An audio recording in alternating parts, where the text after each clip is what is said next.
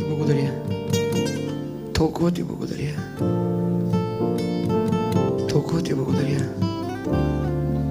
Толкова ти благодаря. Има едно специфично помазание на това място, Валерий, пастор Евгений. Бог ми е дал специфично помазание на отключване на съдби. Ти ли си по-големия брат? А? Можеш ли да му целунеш ръцете и да кажеш: братко, обичам те? Кажи му: братко, обичам те. Пастор, искам да отидеш до нея да я прегърнеш. Кажи: обичам те.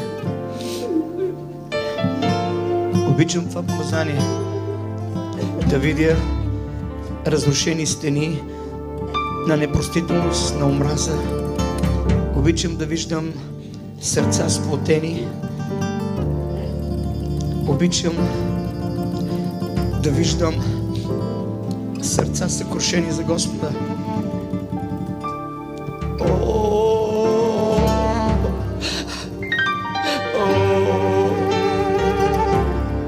Свери.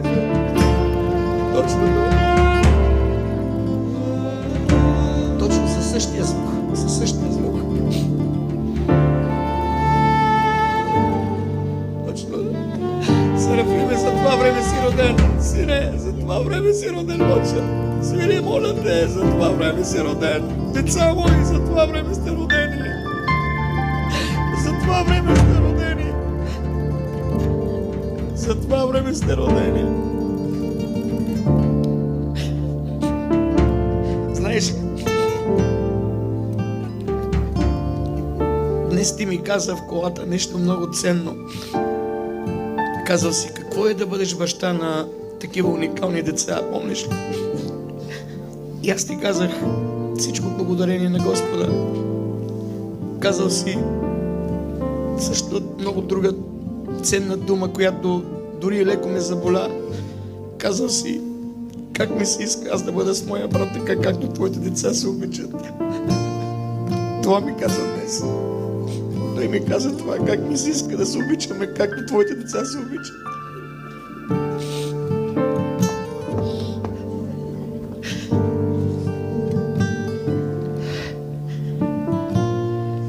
Помните, че има един дявол, който краде, разрушава. Обичам помазанието на възстановяване. Пастор Евгений, забравете каквото и да се случи между вас. Вие сте родени с цел и съдба. Преди 13 години Бог ме изпрати в домът на майка ти, във вашия дом, заради това време. И вие не трябва да го препилявате. Чуй ме, погледни ме в очите, на Господа трябваше. С цялото ти семейство.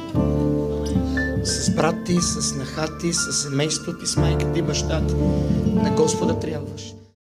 Growing your business can feel daunting.